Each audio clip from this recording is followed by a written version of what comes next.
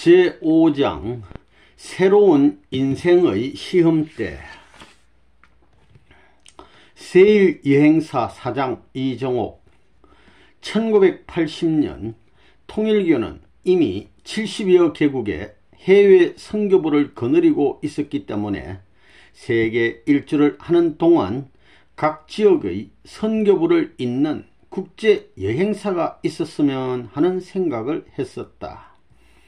외국 출입이 잦으신 참 부모님이 외국에 나가실 때마다 다른 여행사에 일을 맡기는 것도 소모적이라는 생각이 들어서였다. 그래서 귀국 후 재단 이사장인 문성룡 씨에게 이런 내 의견을 전했는데 훗날 이 생각이 현실화될 줄은 꿈에도 생각지 못했다. 1984년 9월이었다. 이정옥 선생님, 꼭 뵙고 상의할 일이 있습니다. 문성룡 재단 이사장이었다. 약속 장소에는 이사장이 먼저 와서 기다리고 있었다. 참 아버님께서 한국에 여행사를 설립하기로 하셨습니다. 그리고 이정옥 선생님을 사장으로 세우라 지시하셨습니다. 처음 이 말을 듣는 순간 문 이사장이 농담을 하는 줄 알았다. 그 당시 참 아버님은 미국 덴버리 교도소에 계셨다. 교도소에 계신 분이 이같이 큰 일을 지시하신 것도 놀라울 따름인데 더욱이 나를 사장 자리에 앉히라니. 일본 해피월드의 후르다 사장님이 교도소에서 면회를 하셨답니다. 참 아버님은 이제 국제화 시대가 될 테니 한국에도 여행사가 필요하시다면서 구체적인 얘기를 이어가자 내 머리는 아득해졌다. 여행업에 대한 어떤 지식도 경험도 없는 나였다. 게다가 얼마 전까지 한국 정부의 요시찰 인물로 낙인 찍혀 여행조차 마음대로 해보지 못했던 내가 아닌가. 여행이라고는 1980년 참 부모님의 배려로 미국과 유럽 그리고 일본을 여행해 보았던 것이 다인데 게다가 그것은 극히 개인적인 여행이었다.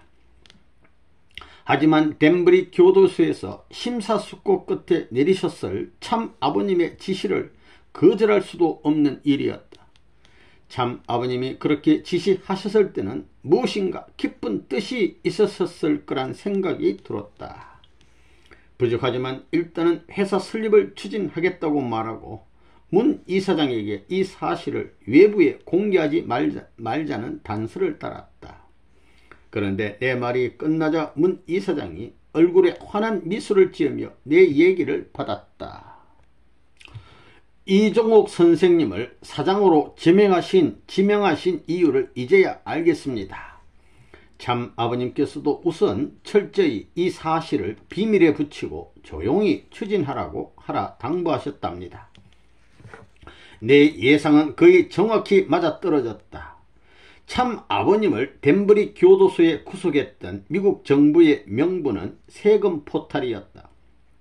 그러나 미국의 속내는 달랐다. 유색 인종이 이끄는 소수 종교가 눈에 가시로 비춰졌기 때문이었다. 밖에는 양머리를 걸어놓고 안에서는 개고기를 파는 겉과 속이 일치하지 않는 양두구역이었던 것이다. 요 오른쪽 사진을 보면 창립기념식에 참석한 하객과 이대 교수 양윤영 씨의 창립기념 축사하는 모습 되겠습니다. 양윤영 교수, 이정옥 여사님. 요 밑에 사진은 창립기념식에서 재단 이사장 문성룡 씨와 대화를 나누는 저자 문성룡 이사장님, 이정옥 여사님. 참 아버님은 이런 시련을 견뎌내기 위해서는 무엇보다도 국제적인 힘을 길러내는 것이 필요하다고 느끼신 것이다. 그리고 해외 교인들의 힘을 응집시키기 위해 여행사를 설립하시고자 한 것이었다. 문 이사장과 헤어지고 집에 돌아와 곰곰이 생각했다. 아무런 경험도 없이 여자의 몸으로 기업을 이끌기 위해 필요한 것은 무엇일까? 결론은 분명했다. 양심적이고 유능한 경력자로 인적 구성을 한다면 문제없었다. 이튿날 바로 문 이사장과 협의에 들어갔다. 여행업에 풍부한 경험이 있는 사람들이 필요했다. 이것은 나의 제일 큰 핸디캡이기 때문에 더욱 신중해야 했다. 따라서 풍부한 경험이 있어도 도덕적이고 양심적인 사람을 찾기로 했다. 그리고 교회의 여행을 담당했던 고려 여행사의 김인선 이사에게 이 같은 인물을 추천받기로 했다. 회사 설립과 필요한 재원은 문 이사장이 도와주기로 했다. 김 이사는 20년간 고려 여행사의 부사장으로 활약했던 김기태 씨를 추천해 주었다. 특별히 스컷 비용을 준 것도 아니고 월급이 인상되는 것이 아니었다. 그러나 김기태 씨는 비전을 가지고 새롭게 출발하는 우리 회사에 오는 것에 흔쾌히 응했다. 첫 단추는 튼튼하게 꿰어진 셈이었다. 김기태 씨를 공동사장으로 삼고 해외 영업부와 외국인 여행부, 전문적 실무자, 이사, 부장, 과장 등을 영입했다.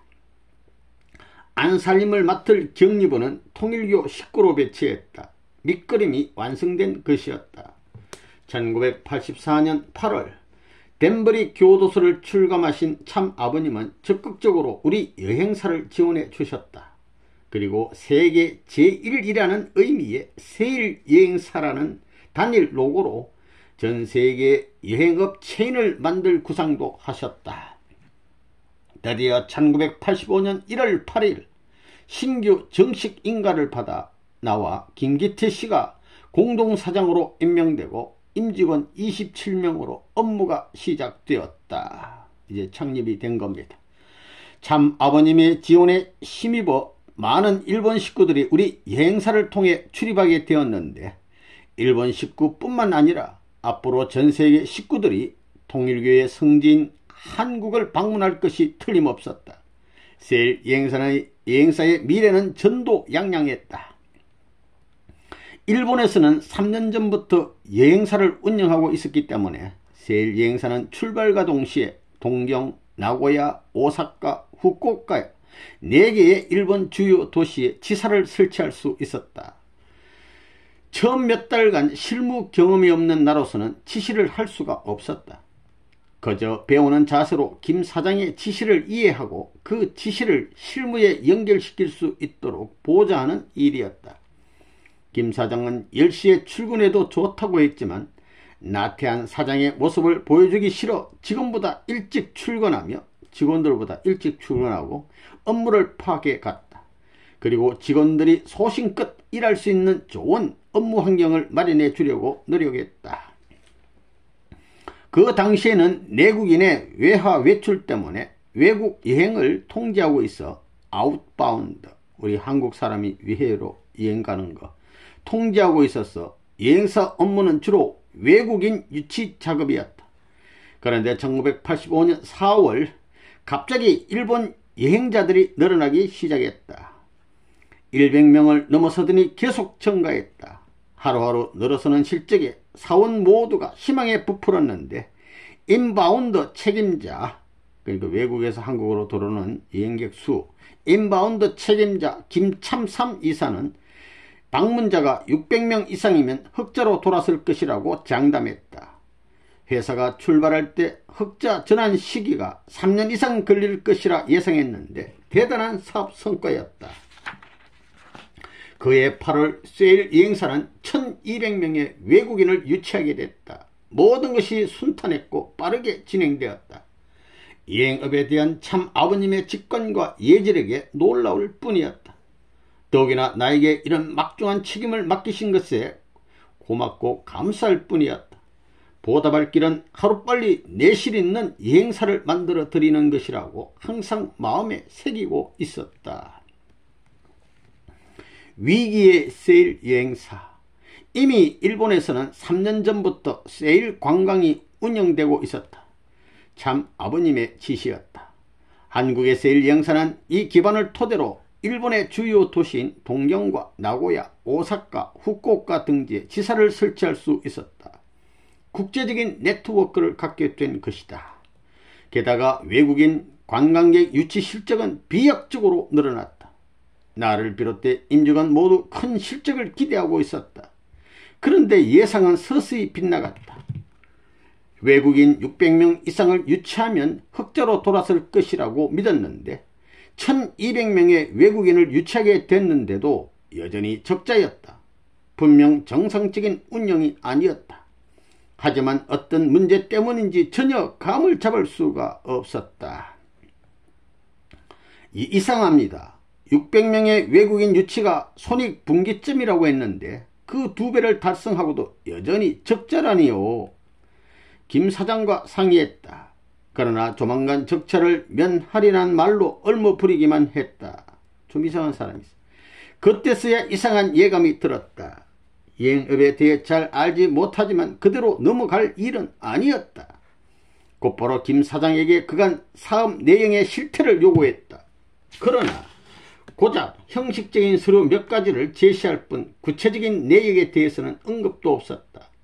직감적으로 김 사장과 그가 영입해온 그 사람이 데리고 온 김 이사에게 문제가 있는 것으로 보였다. 김참사. 김 사장은 격리부에서 매달 200만원에서 300만원씩 빌린다는 명목으로 가져갔었다. 언젠가는 갚겠지 하며 결제해 주었는데 가져가면 그만이었다. 월급이 적어서 그런가 싶어 급여를 높이 올려주었지만 달라지지는 않았다. 작은 일에 정확하지 않는 사람은 큰 일에서도 마찬가지란 생각이 들었다. 또 회사가 적자를 면치 못하는 것도 김 사장을 비롯한 인바운드 이사진에 문제가 있는 것으로 확신했다. 이 회사에 대한 참 아버님의 기대를 생각하면 가만히 앉아있을 수 없었다. 그러나 아직은 심정뿐이기 때문에 문성룡 이사장과 상의하며 대책을 강구하고 있었다. 회사를 시작할 때 많은 분들이 충고를 아끼지 않으셨다. 그 중 공통되는 말 하나가 있었다. 자칫 잘못하면 사원은 살찌고 회사는 망한다라는 말이었다. 그 말이 절실하게 다가왔다. 손익분기점에 배를 더했는데도 적자. 그러던 중 김 사장과 가까운 김참삼 이사가 회사의 규율을 무시하는 행동을 해 회사에 무리를 일으켰다.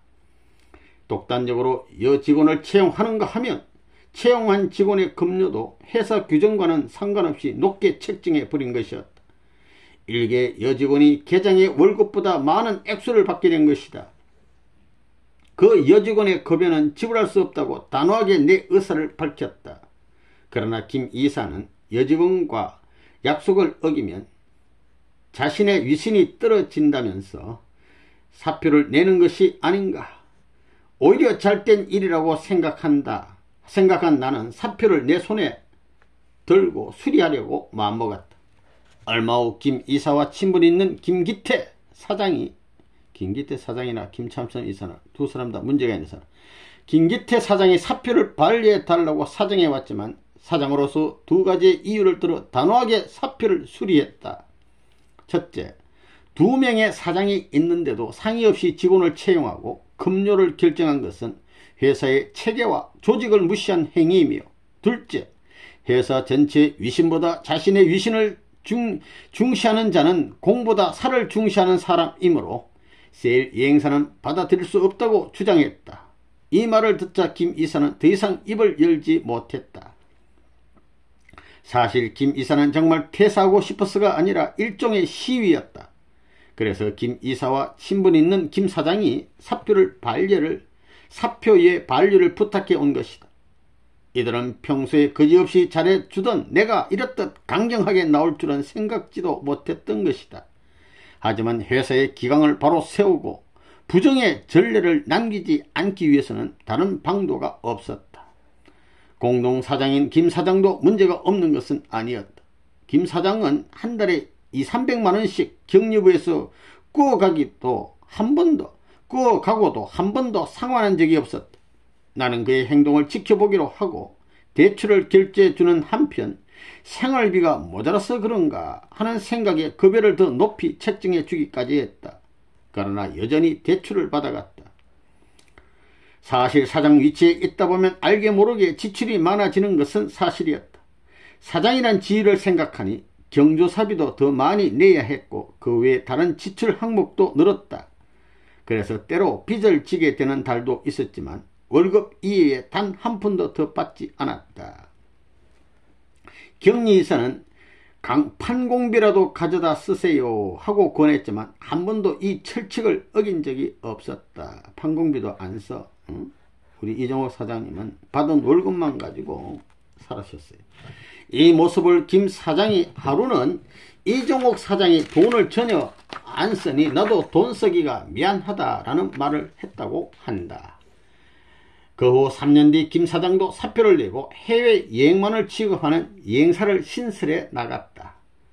여행업에 대해 문외한인 나로 인해 처음에 잘 몰랐기 때문에 문외한인 나로 인해 세일 여행사는 비싼 수업료를 지불해야 했던 것이다. 그리고 이 경험은 경영이란 무엇인가에 대해 고민하게 했다. 그리고 내가 경희대학교 경영대학원에 입학하는 계기를 마련해 주었다. 요 오른쪽 사진은 경희대학 경영대학원에서 수료식 공부를 다 하고 수료식 하는 장면. 4강모 딱 쓰시고 꽃답을 받으시고 이분은 이경준 총장님하고 두 분이서 학교 배경에서 찍은 사진이 되겠습니다. 이어서 외화 획득 랭킹 1위 1987년 나는 공동사장이 아닌 이제 혼자 대표사장이야. 대표사장으로 공식적인 업무 처리에 들어갔다. 부사장에는 참 아버님의 추천으로 일본 지사 일을 총괄하던 허만석 씨를 임명했다. 허만석 씨는 하나 여행사라는 여행사에 근무해본 경험이 있었다. 더구나 1800상 축복가정으로 명석한 머리와 풍부한 실전 경험, 통일교 신자로서의 양심 모두 걱정할 필요가 없었다. 고양이에게 생선을 맡겼던 전철을 되밟는 일은 없으리라 확신이 들었다. 직원들도 전면 개편했다. 업무량이 많은 부서와 상대적으로 적은 부서를 조사해서 공평하게 업무 분담이 되도록 지휘했다. 정부의 해외여행 자율화 방침에 따라 해외여행부도 강화했다. 그리고 무엇보다 즐거운 분위기에서 서로 독려하며 일하는 분위기를 만들기 위해 애썼다. 이렇게 철저히 조직을 새롭게 정비하고 나니 한 달 만에 구체적인 성과가 나타나기 시작했다. 사장님, 불과 한 달 만에 한 여행객당 수입이 배 가까이 증가했습니다. 그리고 외국인 관광객이 4,000명가량이나 여행 접수를 해왔습니다. 뭐 이런 식으로 이제 발전하는 겁니다. 오른쪽 사진을 보고 가면 관광진흥 금자탑을 수상한 저자 되겠습니다. 관광진흥에 성과를 냈기 때문에 금자탑을 받은 모습, 수상하는 모습 되겠습니다. 해외 여행부 부장의 실적 보고였다. 마음으로는 안심이 되었지만 이 결과는 우리 회사만의 실적이 아니라 여행업 전반의 실적 호전일 수도 있으니 좀 더 지켜보기로 했다. 내가 목표로 한 것은 내실 있는 경영의 결과이지 여행업의 호기를 등에 업은 수치상의 발전이 아니었기 때문이었다. 그 후 며칠이 지났다. 직원들보다 일찍 출근해서 사장실에 들어서는데 허만석 이사가 반갑게 맞았다. 서장님, 교통부에서 집계 자료가 나왔습니다. 그 이사의 손에는 종이 뭉치가 들려 있었다. 당시에는 해외여행 전반의 행정을 교통부가 관할하며 6개월에 한 번씩 각 여행사의 실적을 집계하고 있었다. 이번 결과야말로 우리 세일 여행사의 객관적 성적표였던 것이다. 수고하셨습니다. 외국의 관광객 수로는 랭킹 4위, 외화 획득에서는 1위입니다. 난 내 길을 오심했다. 믿어지지 않았다. 여행사 설립 3년 만에 30년 된 중견 여행사를 앞지른 쾌거였다. 한 달여 만에 이런 일이 생기다니 직원들도 미리 알고 밖에서 자축하고 있었다. 감격스러웠다. 경영이라고는 조그만 동네 약국 하나밖에 해본 적이 없는 나에게 이런 영광이 찾아오다니 하나님 감사합니다. 참부모님 고맙습니다. 오직 이 생각뿐이었다. 하나님 참부모님, 직원들의 사기는 최고로 충천했다. 이런 계기를 통해 더욱 내실을 다지려면 안정적 발전 계획이 필요했다. 허 이사와 상의 끝에 블로이시를 차별화해서 만들고 지하철 공사와 광고 계약을 맺어 광고를 하기 시작했다. 광고 문구의 하단에는 언제나 외화 획득 랭킹 1위인 세일 여행사라고 최고를 강조했다. 제일은행과 제휴해서 관광 어떤 적금이란 상품도 만들어 다양한 방법으로 관광객 유치에 적극적으로 뛰어들었다. 씨 뿌린 자가 거둔다고 세일 여행사는 마침내 3,000명 이상의 여행객을 독자적으로 유치하며 승승장구했다. 세화만사성. 세일 여행사에 갈목할 만한 실적은 통일교회가 지원하는 모든 기업체 내에서도 유일무이한 것이었다. 통일교회 관계자들을 만날 때마다 세일 여행사의 고속 성장 비결을 물어오곤 했다. 하버드 대학 경제학과를 우수한 성적으로 졸업하신 참 부모님의 아드님 국진님도 여행사의 실적을 브리핑을 받고서는 땡큐 하며 대단히 만족하셨고, 효진님도 나를 보시고는 우리 국진이가 제일 좋아하는 아줌마라며 손을 잡아 주었다. 하지만 나는 우리 회사에 대해 한 가지 큰 아쉬움이 있었다. 통일교가 기업 활동을 펼치는 궁극적인 목표는 수익이 아닌 선교였다. 나를 비롯해 부사장과 경리부는 통일교인들이었지만 해외 영업부 등 다른 부서의 직원들은 대부분 무신론자였다. 세일 여행사 가족 모두를 하나님의 가족으로 만들었으면 이것이 나의 바람이요 세일 여행사 간부인 나의 책임이었다. 나는 곧바로 실천에 들어갔다. 우선 참 아버님의 말씀인 위하여 살자를 회사의 사원으로 정했다. 정복하지 않으면 정복당하고 마는 경쟁 우위의 사회에서 남을 사랑할 줄 아는 이타심을 심어주기 위해서였다. 수요일 아침에는 통일 원리 교육 시간을 마련했다. 아침 8시부터 9시까지 전 직원들은 정호웅 목사로부터 통일 원리를 듣게 했다. 그러나 이런 일방적인 회사의 노력만으로 일반 사원을 통일교회에 복귀시키는 것은 불가능한 일이었다. 가장 좋은 방법은 그들에게 회사를 사랑하는 애사심을 심어주고 애사심을 종교생활로 발전시켜 나가도록 하는 거였다. 어떻게 하면 애사심을 갖게 할 수 있을까? 방법은 하나였다. 회사가 그들을 위해 존재한다는 사실을 느끼게 해주는 것이었다. 그때 세일 여행사는 차고지로 쓸 땅을 매입해 놓고 있었다. 그 땅은 아직 농지 상태로 있기 때문에 매년 12가마 정도의 곡식이 나왔다. 추석 전으로 추수를 하고 나면 이 쌀을 전 직원이 골고루 나누어 가지게 했다. 모두 한솥밥을 먹는 가족이라는 의미에서였다. 매년 정월 설에는 직접 세뱃돈도 주었다.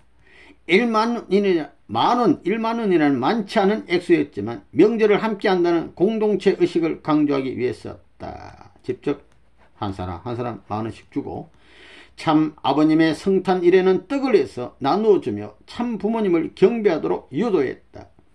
이뿐 아니라 세일 여행사의 회계와 감사를 맡고 있는 내 동생 문원이는 버스 운전사와 직원들에게 매달 내복이나 생필품을 나눠주기도 했다. 매달. 이 회사에선 받다가 볼일 다 보겠네.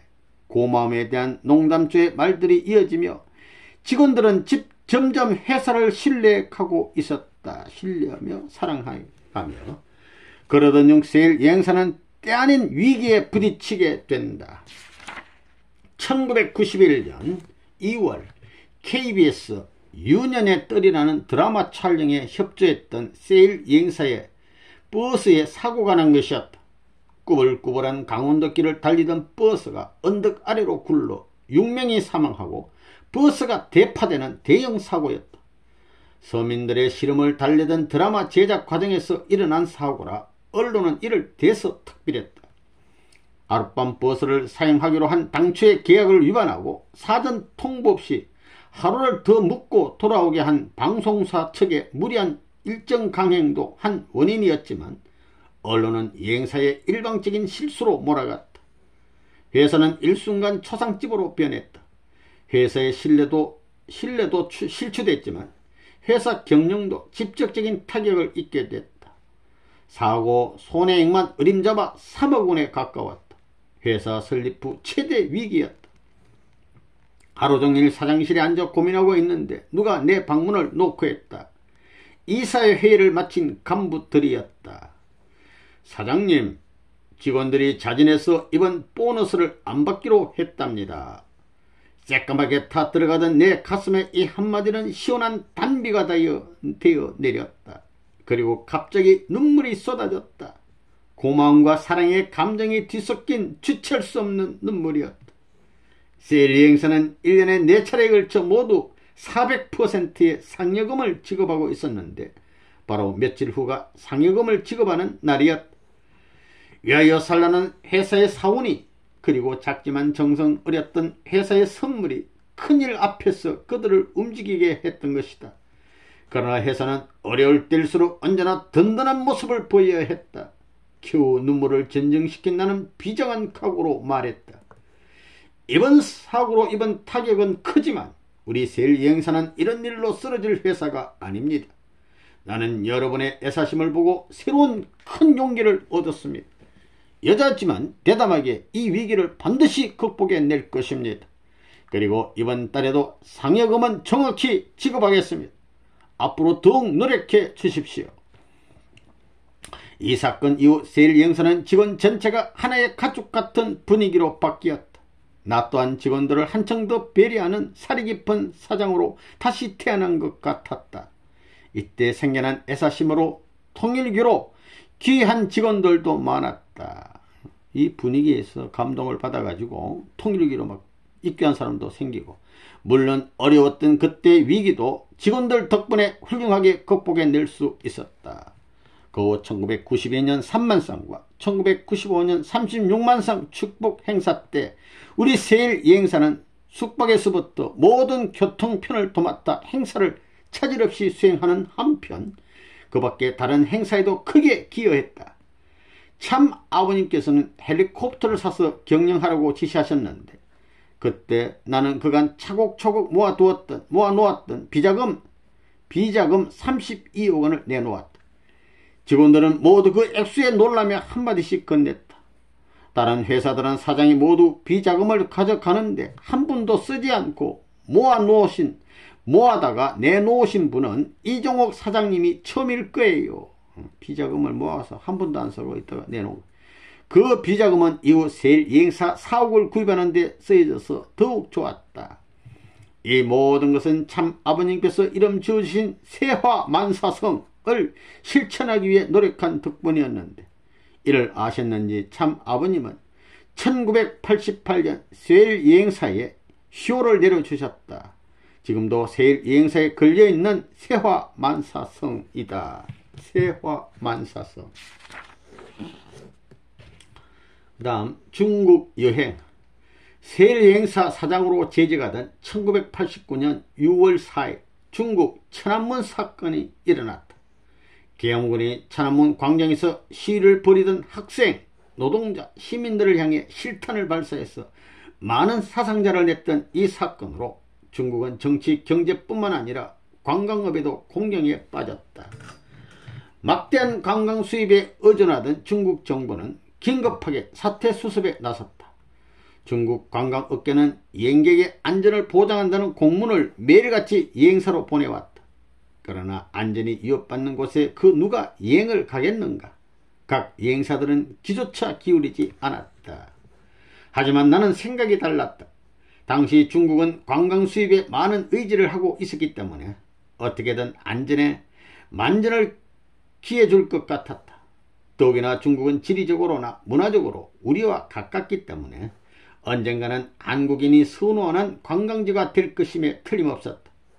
그렇다면 이번 기회에 중국에 대한 관광 정보를 수집해 놓는 것이 여행사 발전에 기여하는 좋은 계기가 되지 않을까? 심사숙고 끝에 방문을 결심한 후 대학 교수와 조류학자, 동아일보 간부, 사진기자, 이경준 교수 등 21명의 방문단을 꾸렸다. 내 동생 문헌이가 간곡하게 동행하길 원했지만 이경준 교수를 동행시키는데 많은 경비가 소요되기 때문에 동생까지 데려갈 수 없어 하는 수 없이 제외시켰다. 당시 중국은 천안문 사건으로 세계 내 발길이 완전히 중단된 상태였다. 중국 관광청은 우리 세일 여행사를 비롯해서 한국의 주요 여행사에 중국 관광의 안전을 보장한다는 내용의 공문을 발송해왔다. 그러나 중국의 말만 믿을 수는 없었다. 나와 간부들은 직접 확인해 보기 위해 대학 교수를 비롯해 기자와 다른 여행사 시찰단을 모집해서 중국 여행길에 오른 것이다. 7월 26일 서울을 떠나 중국의 제1의 도시 상해에 도착했다. 그런데 중국 제1의 도시라는 상해는 거리나 호텔이 모두 텅 비어 있었다. 폐쇄적인 공산체제에서 막 벗어나서인지 거리에는 보기 흉한 낡은 아파트만이 절비했다. 최고의 식당으로 안내받은 것도 초라하기 그지없었고 종업원의 손님 대하는 태도는 더욱 엉망이었다. 손님이 가도 맞이하기는 고사하고 커튼 사이로 고개만 쳐들어 냈다보고는 차를 내오는 시기였다. 국제도시 상하이의 실체를 보고 나니 실망이 이만저만이 아니었다. 중국의 중심 도시가 이 정도라면 다른 지역의 관광 실태는 보지 않아도 본떠됐다. 아니나 다를까 연변에 있는 호텔에서는 수도에서 흙탕물이 나왔는데 알고 보니 30년 된 저수지를 수리하지 않아서 그렇다고 했다. 날씨가 더워 하루 종일 땀을 흘리고도 샤워조차 하지 못했다. 외국인들이 머무르는 호텔이 이 정도라면 일반인들의 식수 사정은 불을 보듯 뻔했는데 실제로 흙탕물을 가라앉혀서 쓰고 있다고 했다. 하지만 연변 거리 어디서나 한국어 간판이 자주 눈에 띄었는데 조선족 인구가 많고 세력 또한 커서 그렇다는 설명에 실망한 마음을 조금은 누그릴 수 있었다. 참 아버님이 50만 달러를 지원해 주신 연변대학도 찾아가 보았다. 컴퓨터 등 내부 설비들이 잘 갖춰져 있는 과학관이 지원금으로 완성됐다는 말을 듣고 얼마나 마음이 뿌듯했는지 모른다. 그런 관계자조차 이런 막대한 지원이 참 부모님으로부터 됐다는 사실은 고사하고 참 부모님의 함자조차 알고 있지 못했다. 그러니 동포에서 우러나 지원해 주신 참 부모님의 애국심은 더더욱 알 리가 없다. 누가 돈 주고 누가 애국심으로 지원해 줄지도 모르고 있어요. 이에 대한 부총장에게 불만을 토로했더니 미안하다는 말만 되풀이할 뿐이었다. 아마도 연변대학 측에서는 특정 종교의 지원이라는 사실을 밝히고 싶지 않았던 것 같다. 일로 무척 불쾌해져 있는데 우리 일행을 접대하는 자가용까지 형편이 없어 마음은 더욱 상했었다.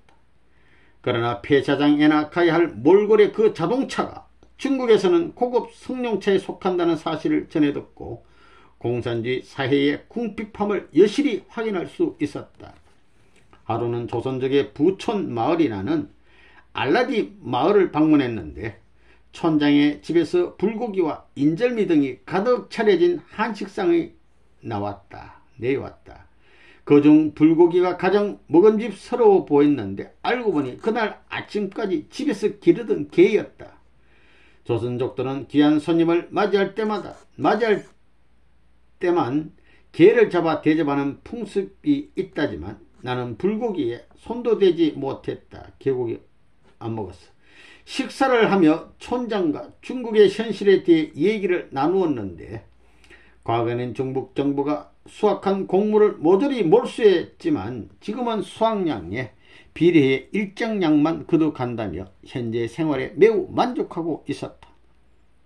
그러나 각 집안의 가구나 가전제품 등 생활문화시설이라고는 찾아볼 수가 없었고 심지어 미장원에서 파마한 뒤 앞마당 세매까지 가서 머리를 감을 정도로 편의시설이라고는 갖추지 못한 이 생활에 만족하고 있다니 이들이 그간 얼마나 궁핍하고 굶주린 생활을 해왔는지 상상할 수 있었다. 다음날은 길림을 거쳐 우리나라의 영산인 백두산으로 향했다. 버스로 대여섯 시간을 달리는데 한여름인데도 버스 안에는 선풍기 하나 없었다. 에어컨은 고사하고 선풍기 없어. 흘러내리는 땀을 주체할 수 없어 창문을 여니 비포장 도로에서 날리는 부은 먼지가 더 고역이었다. 문도 못 열어. 가는 길에 이도백화라는 호텔에서 하루 저녁을 머물렀다. 겨우 깨끗한 물을 만나 몸을 씻었는데 저녁 식사 후 바깥에 나가보니 쌍무지개가 떠 있어서 하늘이 축복해 주시는 것 같아 기쁘고 또 감사했다. 다음날은 백두산 입구를 향하는데 입구의 표지판을 보자 가슴이 뛰고 반가웠다. 산장에서 하루를 더 묵고 백두산에 올라가기 시작했는데 군데군데에서 길을 닦기 시작하는 모습이 눈에 띄었다. 백두산의 관광적 가치를 뒤늦게 깨달은 중국 정부가 노동자들을 시켜 장비 하나 없이 옛날식 괭이로 꽃괭이 같은 걸 가지고 길을 고르고 있었다. 우리나라 1940년 50년대의 모습을 떠올렸다. 장비로 하는 게 아니라 사람이 힘으로 막 꽃괭이 찍어가서 길을 만들어. 백두산 정상까지는 트럭을 타고 가다 내려가지고 또 막바지에는 20분간 걷자 마침내 신비를 간직한 영산 백두산이 눈에 들어왔다. 그 앞에 서자 감격의 눈물이 절로 흘러내려 한참 동안 할 말을 잊어버리고 말았다. 백두산 천재. 하늘에 비밀이 담겨있는 듯 신비롭고 웅장한 모습, 가슴이 벅차오르는 감격에 참부모님의 승리를 높이 불러본 참부모님 만세. 다음날에는 제일 높은 장궁봉에 올라가 한남동 저택에서 가져온 흙과 돌을 묻고 초콜릿 항산결을 놓고는 경전이와 성지 선포를 한 뒤 기도를 했다. 이제 성지야. 이게 성지 선포. 백두산 꼭대기에 우리의 거룩한 성지가 있다고 생각하니 기쁨과 승리에 취하고 참부모님께 감사했다. 천지 폭포를 지나 천지에서는 달물이라는 자그마한 모래사장에서 나오는 샘물에 손발을 담갔는데 어찌나 물이 맑고 맛이 좋은지 그 물을 끓여서 가져간 밥에 말아 먹기도 했다. 그 말에 물 말아 먹었어. 천지에서는 찬물과 온천수 두 줄기 물이 흘러나왔는데 흐름한 오두막집에서 시멘트 수조 속에 물을 받아놓고 허술하게 온천 영업을 하고 있었다. 입장료를 내고 들어가니 세수 그릇 하나도 갖추고 있지 않았지만 맑고 깨끗한 천년 온천수가 얼마나 부드러운지 경준이와 즐겁게 자연 온천을 즐기며 여행의 피로를 씻었다. 3일째 되던 날은 백두산의 지하 밀림 트레킹에 나섰다. 백두산 지하 밀림. 사람 손이 닿지 않는 고산지대로 이끼가 수십 센치씩이나 끼어 걷기가 힘들었지만 미끌미끌 태고적 자연의 모습 그대로를 느껴보는 기분이 신비로웠다. 결국 지하 밀림은 찾지 못했지만 커다란 나무들이 빼곡히 들어선 깊은 숲속으로 뻗어 들어오는 쾌청한 햇빛을 흠뻑 받으며 고산지대를 마음껏 거닐었던 것 하나만으로도 하늘에 감사했다. 4일째 되던 날은 산록 밀림지대를 차로 돌아보고 5일째는 동포들이 살고 있는 두뇌마을을 찾았다. 5, 60 가구가 살고 있었는데 대부분 일제치하에서 굶주림을 피해 이곳으로 이주해 온 분들이라고 했다. 그중 한 할머니는 종로에서 살다 왔다며 밭에서 딴 오이를 건네주는데 이 먼 곳에서 동포를 만났다는 사실이 마음까지 뭉클하게 했다. 심양을 향하면서 일제시대에 다니던 구식 기관차를 타볼 기회가 있었는데 내부는 낡고 더러웠다. 탁자에는 구멍이 나 있었고 커튼도 헝겊에 지나지 않았는데 그마저 도착 30분 전 영문이 모두 그도 상자에 넣어버렸다. 아마도 커튼을 가져갈까봐 염려 탓인 것 같았다. 그런데 그 열차가 모범열차라니. 게다가 중국 사람들은 탈 엄두도 못 내는 상류층 기차라고 했다.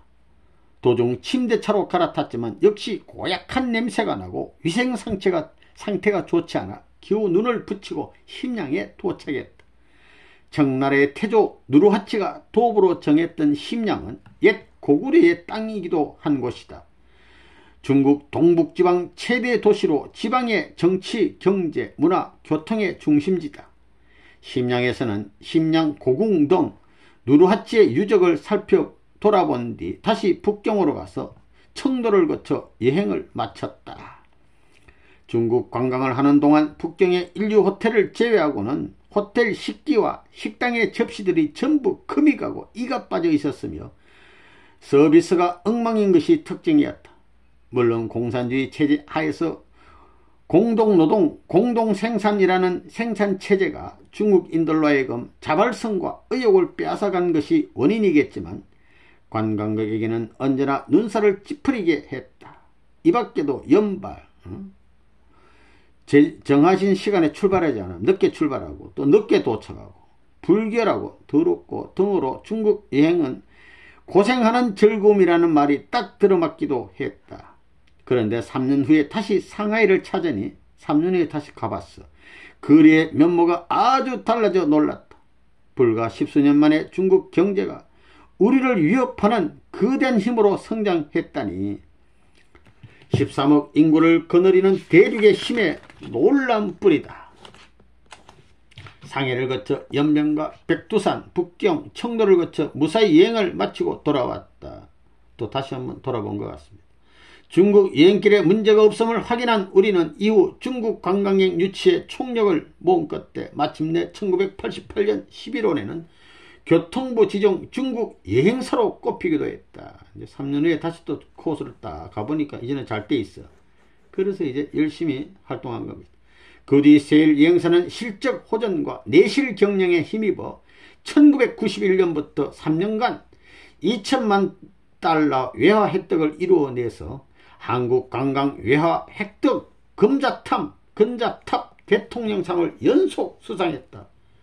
이 상은 외화 획득에 공헌한 기업에 수여되는 상으로 이 30년 된 여행사들을 앞지르는 쾌거였다. 1986년에서 1987년 참 아버님은 50대의 전세버스를 직접 인수할 수 있도록 지원해 주시며 육부 이자는 내야 해 하셨는데 나는 이때 원금 모두를 반환해 드리겠다고 마음으로 다짐했었다. 그런데 세일 여행사의 여러 실적 호전에 힘입어 참 아버님의 투자 금액 13억 원 전부를 단 8년 만에 환원해 드릴 수 있었다. 이 얼마나 마음이 홀가분했었는지 아마도 투자액을 모두 반환해 드린 사업체는 세일 여행사밖에 없을 것이다. 국내 영업 랭킹 1위, 1등 아니면 2등, 해외 영업 4, 5위, 직원 수만 350명, 대한항공이 여행사 사장 초청 회의를 마련할 때 나를 언제나 헤드 테이블에 앉힐 정도였다. 최고 대접을 받아. 이제 생각해보면 내가 어떻게 그런 일을 해냈나 잘 믿어지지 않을 때도 있다. 사람의 노력과 성공적인 결과는 늘 비례하지 않기 때문이다. 그래서 세일 여행사 성공 요인을 몇 가지로 분석해 본 적이 있다. 첫째는 우선 참 아버님의 선견지명이 있었다. 앞으로 해외여행이 잦아질 것이라는 예측에 근거해서 잡혀진 사업이기 때문이다. 둘째는 좋은 시기를 만났다는 것이다. 세일 여행사가 설립되고 2년 후부터 해외여행은 참 아버님의 예견처럼 폭발적으로 늘어났다. 만약 이런 여행 수요가 따라주지 않았다면 좋은 실적을 내는 것은 쉽지 않았을 것이다. 세 번째는 고객 관리였다. 여행업은 공산품을 만들어내는 회사와는 달라서 관광객을 만나는 직원에 의해 신뢰도가 결정된다.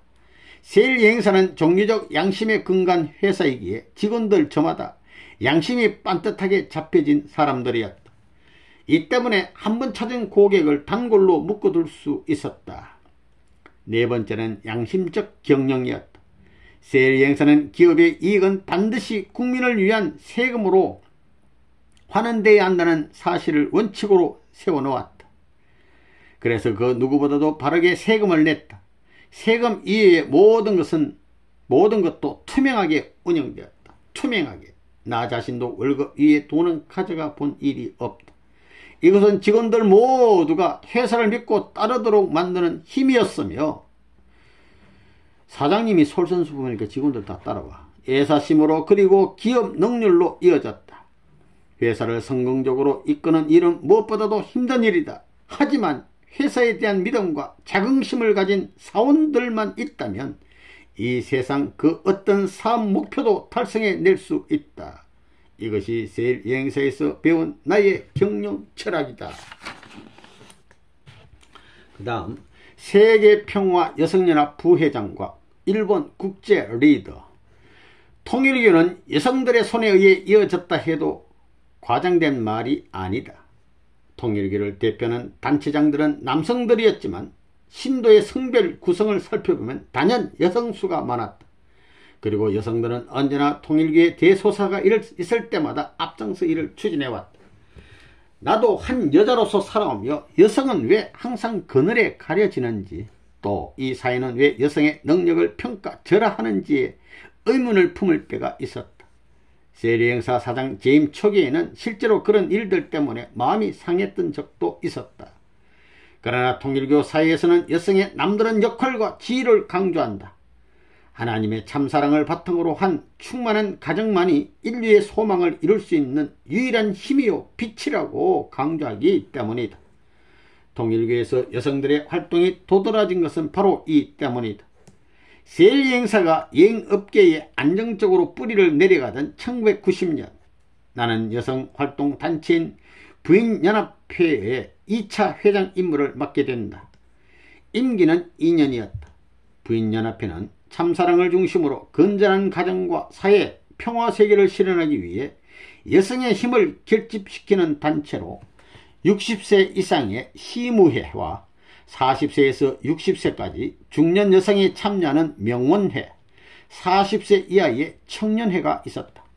시무회는 이정희 씨가 오랫동안 회장으로 활동했고, 명원회는 36가정이 돌아가며 회장직을 수행했다. 그리고 제1대 전국 부인연합회 회장은 박봉혜 씨였는데, 내가 뒤이어 2대 3대 부인연합회장을 맡게 된 것이다. 이때 총무는 김순희 씨였다.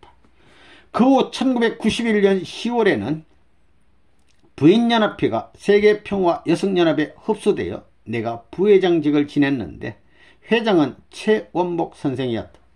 나는 부인연합회와 세계평화 여성연합에서 간부직을 수행하며 재선되기도 했다. 활동하던 4년간 장학위원회를 결성하고 미국 40개 도시 총재순회 강연을 진행하는 등 그 어느 때보다도 아주 열정적으로 일했다. 특히 참부모님은 우리 부인연합회의 남다른 사랑과 관심으로 행사에 참여해 주시곤 하셔서 참부모님의 사랑을 듬뿍 받은 부인연합회가 되었다. 그런데 이 세계평화 여성연합이 벌써 10주년을 맞이했다고 한다. 더욱 반가운 것은 국내외적으로 가장 영향력 있는 세계적인 비정부기구 NGO로 발전했다는 사실이다. 자꾸 보잘것없던 활동을 이어받아 이렇게 큰 단체로 성장시켜 놓았을 때는 내 뒤를 이은 후배들의 분골쇄신 노력이 있었다는 것은 보지 않아도 알 수 있는 일이다. 세계평화 여성연합 문난영 회장과 정대화 한국회장을 비롯해 일선에서 왕성한 활동을 하고 있는 후배들을 만나면 청출어람을 이뤄낸, 청출어람, 제자가 스승보다 더 뛰어나다 말이야. 청출어람을 이뤄낸 그들이 하도 예뻐서 꼭 끌어안아주고 싶은 충동이 일고 난다. 물론 어리둥절할까 봐봐 시도해 보지는 않았지만 말이다. 1994년 2월, 이제 회사도 틀을 잡은 듯하니 국제 리더로 활동하시오. 세일 여행사를 운영하며 세계평화 여성연합 부회장직을 겸직하고 있던 나에게 일본의 국제 리더로 부임하라는 참 아버님의 지시가 내려졌다. 국제 리더는 세계 각 지역에 파견되어 전도와 헌금관리를 총괄하는 막중한 직책이었기에 10년간 알뜰하게 키운 회사를 그만둘 수밖에 없었다. 세일 여행사 이제 정리하고, 참 아버님께서는 일본에서 활동할 16명의 리더를 미리 정해 놓으셨는데 리더들이 활동할 동경과 후쿠오카 등 전 일본 각지에 부임할 임지는 참 아버님께서 전부 제비뽑기로 하셨다. 이 사장님, 임지가 중앙 동경으로 정해졌습니다. 참 아버님께서 얼마나 좋아하시는지 몰라요. 재단 관계자의 전화였다. 동경은 신도수가 가장 많고 활동도 활발해서 헌금 실적이 제일 좋은 일본 선교의 중심지였는데 참 아버님께서는 당신 손으로 변두리가 아닌 가장 좋은 지역을 뽑아주게 되어 기뻐하셨다는 얘기였다. 이렇게 참 아버님의 배려를 받을 때마다 베푸시는 은혜에 어찌 보답할지 감업할 지경이었다. 감업, 감격에서 눈물이 나와. 1960년대에 일본을 대편형으로 정해주신 뒤 일본을 위해 수십 년간을 기도해 왔었는데 이제 또 일본 국제 리더라는 막중한 책임을 지어주시니 참 부모님의 뜻에 한치의 거스림도 없도록 노력해야겠다는 마음뿐이었다. 그런데 참 아버님께서는 일본에 머무르는 동안 불편하지 않도록 집과 차까지 내어주시더니 직접 전화하라고 연락처까지 주시는 등 일할 수 있는 최적의 조건과 은사까지 베풀어 주셨다. 그러니 내가 이런 분의 뜻을 어떻게 소홀히 할 수 있겠는가. 참 아버님이 기대하시는 것보다 2배, 3배 성과로 보답해 드리기 위해 동경에 머무르는 4년 동안 정말 열심히 일했다. 사무실에서는 말할 것도 없고 퇴근 후에는 집으로 일본 식구들을 초대해서 친분을 쌓는 등 극히 개인적인 시간에도 일본 통일교회의 화합과 발전을 이끌어낼 수 있도록 혼신을 다해 노력했다. 이런 노력은 나뿐만 아니라 다른 일본의 국제 리더들도 마찬가지였는데 이 덕분에 일본 통일교는 회화 국가답게 내실있게 성장해갔다. 지금 나와 친분을 교류하고 있는 일본 친구들은 모두 그때 함께 활동했던 이들이다. 1960년대 참 아버님께서 일본을 대편형이라며 해와 국가를 책임지라고 하셔서 일본의 복귀를 위해 기도해 왔었는데 일본 통일교의 성장을 보니 오랜 숙제를 마친 것 같아 마음이 조금 가벼웠다. 물론 이루어야 할 일은 아직도 많지만 말이다. 다음 육신의 부모님 성화. 육신의 부모님 성화. 사랑하는 가족을 죽음으로 떠나보내는 일은 세상살이 중 가장 힘든 일인 것 같다. 1970년 큰 언니와 생활하던 어머님이 연탄가스로 병을 얻으시더니 끝내 성화하셨다. 서대문 교구 식구들이 매일 찾아와 예배 드리고 성화하시는 순간에도 예배로 지켜드렸다. 사람이 태어나 걷는 길은 너나 없이 죽음을 향한 길인 것을 잘 알면서도 아름다운 마음으로 세상을 살아오신 어머님 아주 성리 같은 분이에요. 남을 위해서 좋은 거 주시는 어머니. 분명 하나님 앞에 행복하게 살 것을 믿으면서도 눈물이 났다. 처음 내가 입교의 뜻을 비쳤을 때 어머님은 소문 때문에 불안하신지 입교를 원치 않으셨다. 다른 교회는 말이 없는데 그 교회는 말이 많더라. 그러나 본인이 좋다면 그만이지 라는 부친의 말씀에 나에 대한 믿음 때문에 어머님은 당신 생각을 접으셨다. 이렇듯 점잖으신 내 어머니는 1960년 내 자식이 좋다니 나도 가련다 하시며 통일교에 입교하셨다. 훌륭한 것입니다. 부처님을 마음에 모셔오신 어머님이 부처님이나 하나님 똑같아요. 이렇게 쉽게 나를 따라주실 줄은 나도 예상치 못한 일이었는데 결국 1968년 4월 12일에 독신 축복까지 받으셨다. 이때 어머님을 면담했던 유효원 협회장님은 어머님을 순수한 요조 숙녀라 아주 훌륭하신 분 칭찬을 아끼지 않으셨다. 그리고 1966년 아버님도 어머님을 따라 입교해 통일교에 들어와서 우리는 내 동생 문헌이까지 통일교 가족이 되었다. 참 아버님은 어머님 성화 소식을 듣고 어디에 모시려냐, 장지를 어디에 마련하려냐, 모시려 하느냐고 물으셨다. 하지만 대답할 길이 없었다. 사실 아직 우리 자매는 장지를 결정하지 못하고 있었다. 묘지 자리. 나는 죽어서 절대 선산에 안 들어간다. 아들 하나 못 낳아드렸는데 무슨 면목으로 조상들 옆에 눕겠느냐. 우리 어머니 마음이 이렇게 순수해요. 평소 어머님은 입버릇처럼 말씀하셨다. 성화하기 전에는 죽음을 직감하셨는지 이 말씀이 더욱 잦으셨다. 나 그게 조상들 산수에 안 눕는다. 당신 생각이 이러했으니 선산에 모시기는 이미 포기한 계획이었다. 어머니 뜻대로 해드려야 되잖아요. 효녀가 되려면. 그러나 막상 급하게 장제를 찾아내니 그것 또한 쉽지 않았다. 형제들이 반대하지 않으면 파주로 모시고 성화식은 서대문 교구장이 좋겠소 하고 참 아버님의 이 한 말씀만으로도 눈물이 나고 송구했다. 한데 또 한 번 탐복할 말씀하셨다. 관 시신이 들어가는 관은 내가 사주는 것이 본인에게 좋아 하시면서 아버님이 또 관까지 사주셔요. 참 아버님은 통일교 발전에 일생을 바치신 유 협회장님의 성화 때와 같이 제일 좋은 관을 직접 사주셨다. 난 장례를 치르느라 경황이 없어 모든 것을 참 아버님의 뜻에 의지했다. 그리고 출상 당일 상이 나가는 날 파주에 도착했어야 비로소 어머님이 오랫도록 잠드실 곳을 보게 되었다. 이것은 안창성 씨의 아버지 안정국 사장의 지시였다고 한다. 하간식을 요새 말하면 원전식 하간식을 마치고 나니 그때서야 어머님이 누우실 곳이 자세히 눈에 들어왔다. 넓게 펼쳐진 농가 밭이 지그시 내려다 보이는 곳이었다. 뒤는 비바람을 막아줄 소나무들이 평풍처럼 펼쳐져 있었다. 돌도 하나 없이 고루 다져진 땅이었다. 게다가 하늘 높이 기러기떼가 V자로 줄져 날아가고 날고 있는 것이 아닌가. 어머님도 분명 좋아하실 거라는 생각이 들었다. 기러기들아 너희들은 휴전선도 넘나든다지. 오늘 우리 어머니가 여기에 잠드신단다. 우리 어머니 적적하실 때 가끔씩 북에 있는 셋째 언니 소식이라도 좀 전해주지 않으련. 어머니를 보내드리는 아쉬움과 참 아버님에 대한 고마움으로 그날 하루를 보냈다.